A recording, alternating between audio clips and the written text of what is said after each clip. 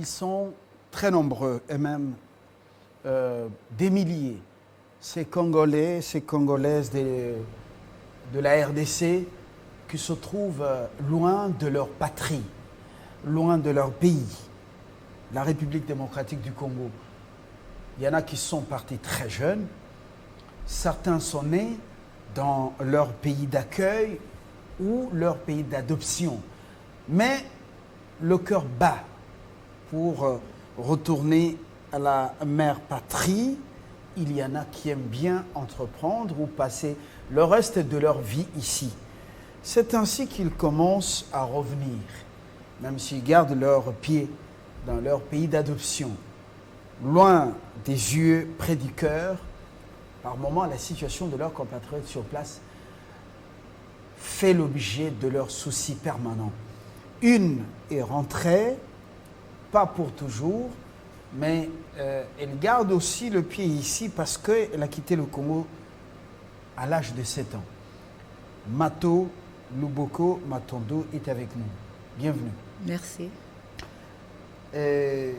Vous êtes présidente de l'ONG Arbre de Vie. C'est compliqué un peu, Arbre de Vie. Est-ce qu'il y a l'arbre de la mort?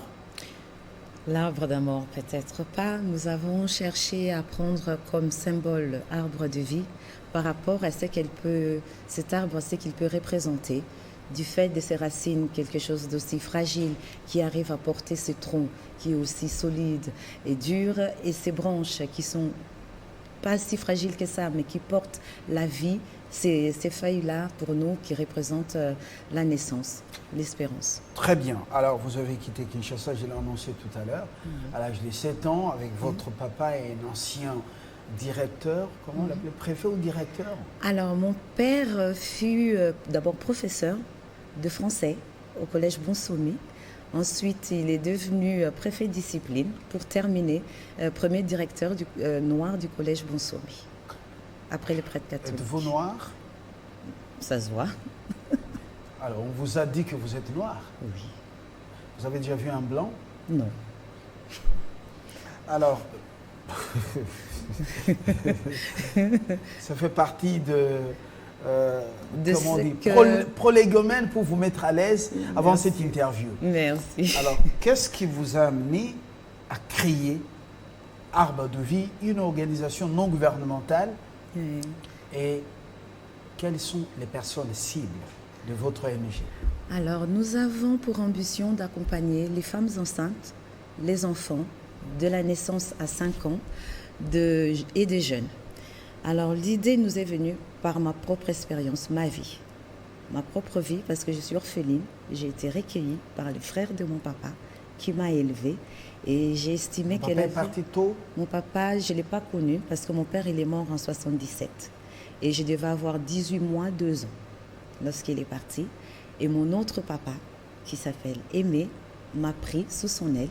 Le professeur de français a quitté très tôt, et son frère a bien voulu me recueillir avec ça. Recueillir Luboko. Voilà, là, avec ça. c'est à Kinshasa à Kinshasa, voilà. Parce que je suis née à la clinique Ngaliema et je suis native de la commune de Ndjili, quartier 7.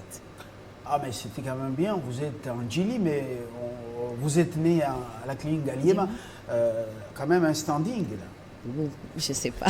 Alors, l'oncle vous récupère et les choses marchent bien. Votre propre expérience, vous étiez en train de nous en parler. Oui. Alors, je ne l'appelle pas oncle parce que c'est le seul papa que j'ai connu. Est-il vivant? Il est encore vivant. Il est à la retraite en ce moment. Il est en France. Et ma maman, parce que moi je suis l'enfant de 2 papas, de 2 mamans. 2 papas qui sont décédés et 2 mamans qui sont en vie. Donc je n'ai jamais senti, puisque ma mère biologique est morte à 42 ans, en 1996, et mon père est mort en 77. Mais à la mort de mon père, mon oncle me reprendra et m'élèvera avec lui jusqu'à ce que je devienne la femme que je suis, avec sa femme. Alors votre expérience personnelle vous souffle la création d'une ONG pour s'occuper des femmes enceintes et des enfants des 0 à 5 ans. Pour quelle finalité? Alors, moi-même qui suis devant vous, j'ai failli mourir. C'est mon enfant qui m'a élevée. Je suis maman de 4 enfants, dont un est décédé. Et on l'a laissé mourir parce que je devais vivre pour m'occuper de ses 3 autres frères. Comment ça? Je suis maman d'une fille de 24 ans. Je l'ai eue très jeune. Une fille de 24 ans. Oui. Félicitations. Merci. Et j'ai eu ma 2e grossesse qui s'est très bien passée, mais la 3e a failli me coûter la vie. Et la médecine et Dieu a fait que mon enfant, c'est par le biais de mon enfant qu'on s'est rendu compte que moi-même j'étais malade. Et c'est mon enfant qui ne bougeait plus normalement dans mon ventre. Et lorsque je me suis rendue à l'hôpital, c'est là où ils se sont rendus compte que moi j'étais malade et ils étaient obligés de me faire accoucher très tôt. Il a vécu que 1h15 pour que moi on puisse me soigner, pour que je puisse vivre. Donc c'est un petit ange qui est passé pour que moi je puisse être là parmi vous. Une histoire fascinante qui nous emballe un peu. Et cet enfant est vivant? Non. L'État français fait que lorsqu'on arrive à 6 mois et demi de grossesse, qu'on n'appelle plus fœtus un fœtus, il devient un citoyen. Cet enfant est né. Nous sommes partis à la mairie le déclarer à sa naissance et nous sommes partis quelques minutes après le déclarer comme décédé, puisqu'il a vécu 1h15. Et dépassé 6 mois et demi, on le considère comme un enfant. Un citoyen. Un citoyen. Donc je suis maman de 4 enfants. Alors, pourquoi arbre de vie? Le symbole de l'arbre porteur, les racines, cette racine qui est fragile comme je vous ai dit tout à l'heure, mais qui porte. La racine de l'arbre, nous l'avons pris dans le monde de la famille comme l'élément porteur. Nos racines, moi étant partie en Europe, mais je suis là devant vous. Ce sont mes racines qui m'ont fait revenir ici. C'est papa qui a été professeur, qui m'a mise au monde, qui n'y était plus. Mais c'est 2e papa qui, lui, m'a pris entre ses mains, m'a forgé, qui représente le tronc, cette force. Cette maman qui m'a mise au monde, qui n'y est plus, mais qui m'a confiée entre les mains d'une autre maman, qui, elle, m'a portée et m'a fait devenir femme. Et moi qui suis devenue maman, avec ces petites feuilles-là, qui sont mes enfants, qui est l'enfant que je suis de ces 2 papas et de ces 2 mamans. C'est le symbolique de cet arbre. Vous avez décidé justement de rendre le bien, par le bien à l'humanité, rendre le bien par le bien. C'est une bonne décision. Et concrètement, on commence par d'abord les papiers. Est-ce que vous êtes en ordre avec l'État congolais? Alors là, je dois féliciter le gouvernement sortant, puisqu'ils m'ont accompagné, mais d'une manière... La République, il y a la continuité des affaires. Voilà. Vous félicitez le pays, l'État congolais. Oui. Pour tout ce qu'ils ont fait pour moi, pour notre ONG, parce que j'ai été accueillie. Je suis revenue en tant qu'enfant du pays et j'ai demandé à ce que les papas, les mamans, qui étaient là dans les instances décisionnelles de pouvoir m'accompagner. J'ai expliqué mon projet et tous ont mis la main pour que je puisse avoir les autorisations nécessaires de façon que je puisse être là devant vous en toute légalité et pouvoir poser les actions comme il se doit. Et dans le gouvernement actuel, je suis accompagnée par la ministre de la Santé provinciale, une femme que j'ai rencontrée, très gentille, qui m'a accompagnée à Paris, qui m'a suivie ici. Et par rapport à ceux qui sont là, j'ai dit merci. Merci. Alors, il n'y a pas eu de bureaucratie lourde pour l'obtention des papiers légaux. Avez-vous déboursé la Madeso Abana? Ça a pris combien de temps pour obtenir le document? Dites-nous sincèrement, je sais que vous restez attaché à votre pays, mais dès loin, vous apprenez beaucoup de choses sur ce pays et sur ce qui se passe. On croit que tout le monde est pourri, on croit que tout le monde est dans les antivaleurs. Non. Faites-nous ce témoignage, Alors, un bien tout comme un mal. Non, lorsque je suis arrivée, l'important c'est d'être très direct avec ce qu'on veut. Moi, je suis arrivée, je leur ai dit, je porte une idée, je demande à ce qu'on m'accompagne. L'argent, je n'en ai pas beaucoup. Je me suis expliquée. Je me suis adressée aux gens tout naturellement et ces personnes-là m'ont accompagnée aussi facilement que possible. Il est arrivé quand même que je sois tombée sur un monsieur qui a voulu... bon, c'est comme ça que ça se passe ici. Mais il y a une autre personne qui m'a obligée à retourner chez cette personne-là et lui demander de me rembourser. Ce n'était pas grand-chose, mais de me rembourser ce qu'il m'avait demandé parce que je n'avais pas à le lui payer. Mais sincèrement, je n'ai payé que ce que l'État me demandait de payer. Formidable. En combien de temps? J'ai mis une année à peu près. Une année parce qu'il y a des délais entre les dépôts et les traitements du dossier, mais j'ai mis une année. Une année pour réunir tous les documents. Bonne et due forme. Au jour d'aujourd'hui, on a notre publication dans les journaux officiels de la RDC. Donc, pour vous dire que tous les documents que l'État congolais peut demander pour une organisation, nous l'avons eu sans problème. Et ce témoignage, est-ce que vous le partagez avec les Congolais de la diaspora en France, comme où vous êtes, est-ce que vous en parlez en bien pour que les gens changent quand même leurs idées sur le Congo, leur manière de penser sur le Congo? Alors, c'est un domaine dans lequel je ne m'avance pas trop, mais c'est vrai que lorsque je le dis, les gens ne me croient pas. Ne me croient pas trop. Ils disent que non, c'est pas possible parce que peut-être que j'ai des entrées, j'ai des connaissances. Non, moi je dis non. Mais il faut parler en fait. Nous avons une idée, nous nous faisons une idée de notre pays qui fait que il faut venir sur place, le vivre, ne pas entendre ce que les autres disent. Alors, on comprend que vous êtes orpheline, vous avez été orpheline de père et ensuite de mère, recueillie par leurs frères, et puis voilà, vous avez et tante. Oui, parce que sa femme, c'est elle qui est ma maman. Voilà. Et puis, raison pour laquelle vous avez ciblé cette catégorie de personnes, les femmes enceintes, les enfants âgés de 0 à 5 ans. Très bien. Qu'est-ce que vous allez faire pour ces personnes et votre champ d'action ici à Kinshasa? Alors, nous sommes dans le domaine de la santé, de l'éducation, de la culture et du social. Parce que nous avons comme prérogative, nous nous sommes dites que le développement de notre pays ne viendra que si nous misons vraiment sur l'homme, dans son intégralité. Les efforts que nous devons mettre dans l'éducation, dans la santé, la culture, c'est ça qui fera la force de notre pays. On dit que le Congo est riche en minerais, mais moi je parle plus au niveau des personnes. De ces personnes, nous étant à Kimbantseke, une commune qu'on dit de 5e zone, reculée, qui n'a pas d'industrie, qui n'a pas... les personnes y vivant étant extrêmement pauvres, nous disons que cette commune est forte et riche par sa population, par l'étendue de son territoire et par la force pour apporter sa jeunesse. C'est une commune qui est extrêmement jeune. Votre bureau, votre siège au niveau du pays est basé à Kimbantseke, Mokali.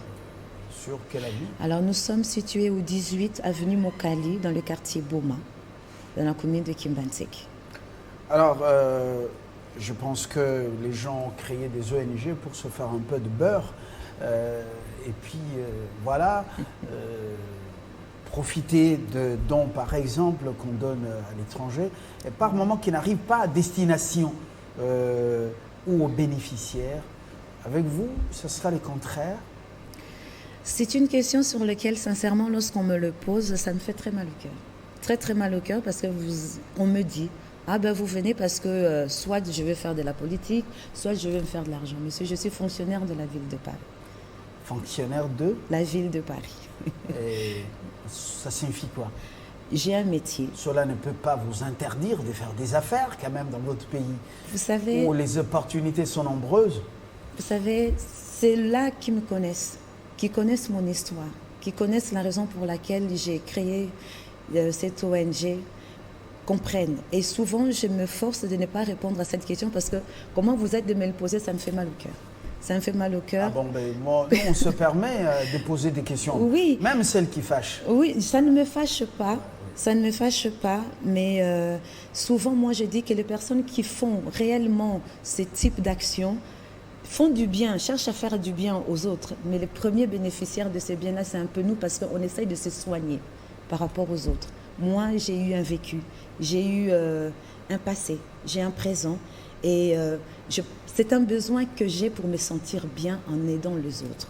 le fait de pouvoir rendre service aux autres, ça m'aide moi-même à penser mes plaies par rapport aux certaines souffrances que moi j'ai vécues. C'est vrai, j'ai été recueillie.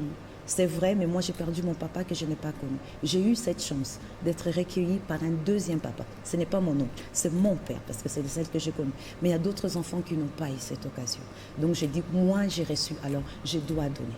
Je dois donner. Je ne capitalise pas le temps ni l'argent, parce que jusqu'au jour d'aujourd'hui, nous ne fonctionnons pas avec des aides, mais avec nos propres fonds.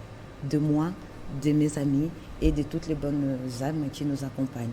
Donc si je devais compter le temps et l'argent, ça ne vaudrait pas la peine. Aujourd'hui, je suis là, j'ai laissé mes enfants. Hier même, j'ai oublié que c'était l'anniversaire de mon fils, qui me l'a rappelé le soir. Donc, pour vous dire que si c'est chèrement payé. C'est chèrement payé. Ça vous fait mal d'être loin de Kinshasa, du Congo? Je suis amenée à revenir. Pour que cette association puisse marcher, je me suis dit que je dois rentrer, définitivement. Je dois rentrer. Et les enfants, vous allez les laisser? Je veux revenir avec mon dernier né, qui a 8 ans au jour d'aujourd'hui. Une meilleure décision. Alors, je crois qu'on chute un peu, comme on dit chez nous. Votre formation, formation scolaire, académique, vos fonctions, voilà, votre profession, il semble que c'est déjà une longueur d'avance pour vous dans ce que vous avez décidé de faire, rendre service aux Congolais. Je l'ai fait déjà au niveau de Paris, puisque mon métier fait que je puisse accompagner ces femmes-là, partout où se trouve la femme et la fille et les jeunes enfants. Moi, je suis amenée à travailler. Le domaine médical et social est le mien. Je n'ai pas créé cette association et je n'ai pas formé cette équipe-là de l'arbre de vie pour pouvoir faire du copier-coller de la France ici, mais j'ai vu ce qui est fait, ce qui a été fait pour moi, parce que j'étais maman, je n'étais pas encore diplômée, mais j'ai été accompagnée. Il y a eu des mécanismes qui ont été mis en place pour que je puisse être accompagnée, continuer mes études tout en étant maman et devenir cette femme que je suis devenue aujourd'hui. Et je pense que je ne ferai pas du copier-coller, mais essayer de mettre en parallèle ce qui est fait là-bas et les efforts qui sont faits ici pour pouvoir accompagner ces jeunes-là, pour pouvoir accompagner ces femmes-là à être maman et à pouvoir devenir des femmes dignes qu'elles sont déjà, mais les femmes du XXIe siècle que nous sommes au jour d'aujourd'hui, en mettant en place cette structure qui sera une structure médico-sociale à Kimbanzeke. Alors, vous avez eu des plaies au cours de votre parcours. Et ces plaies ont été pensées, une expérience personnelle, un message. Vous regardez cette caméra pour donner un message d'espoir aux femmes qui ont perdu leur mari, aux maris qui ont perdu leurs femmes, qui élèvent seuls leurs enfants, et également aux enfants qui sont restés orphelins parce qu'on a tué papa ou maman au travail, par poison, pendaison ou par massacre, comme dans l'Est de la République. Ces orphelins qui croient que tout, pratiquement, est terminé pour eux, des orphelines également. Un message venant d'une orpheline. Alors, à vous tous qui êtes là, qui m'entendez, qui me voyez, je peux vous dire que la vie, elle est belle. Quelles que soient les étapes que nous traversons, quelles que soient les difficultés, nous avons cette possibilité-là d'aller de l'avant. Nous étant Africains, avec les familles que nous avons toujours cette possibilité-là, quelles que soient les étapes que nous traversons, d'aller de l'avant. Les cellules familiales est extrêmement important. Et nous devons, ensemble, avec des gens comme vous, avec les gens qui nous entourent, essayer de faire en sorte que tous ces orphelins, toutes ces femmes délaissées puissent être accompagnées. Donc, l'espoir est là. Je suis un exemple vivant devant vous pour vous dire que tenez bon. D'accord. Alors, vous avez des petits moyens, vous débrouillez avec aussi des âmes bienveillantes. Est-ce que vous avez besoin que des gens s'associent à vous? Alors, j'ai déjà eu à rencontrer les chargés de la coopération de la France ici à l'ambassade, avec qui j'ai échangé pour leur montrer mon projet. Mais je tiens à ce que ces projets-là sont portés par nous, les Congolais, en avant. C'est vrai que nous allons demander de l'aide, mais je fais d'abord appel à vous, mes papas, mes mamans congolais, à nous accompagner, à prendre cette structure entre votre main, et nous avons besoin de bonnes âmes, de donateurs, des personnes. Ce n'est pas simplement l'argent, à qui pourra venir accompagner l'idée, à donner ce qu'il peut, à nous donner des matériels, tout ce que nous pouvons, nous avons besoin de vous. Voilà. Le monde se numérise. Oui. Vous avez un contact sur lequel on peut arriver à joindre votre bureau. Voilà. Pas vous. Non, malheureusement. Voilà. Nous avons un bureau. Oui. Alors, nous sommes joignables sur le site, enfin, notre adresse mail est arbredevie.ong, arbredevie.ong, sfr.com. C'est ça notre adresse mail. Et les numéros de téléphone est les 08 22 81 17 2000 et 200. Vous pouvez reprendre 0. Alors 08 22 81 7 200. Alors c'est quelqu'un qui est resté longtemps en France, qui donne un numéro comme ça se donne chez eux. Voilà. Mato Luboko Matondo, je vous remercie. Vous-même, Matondo signifie merci. Voilà. Merci. Merci à vous de m'avoir reçu. Merci à vous de nous avoir suivis. Au revoir. Au revoir.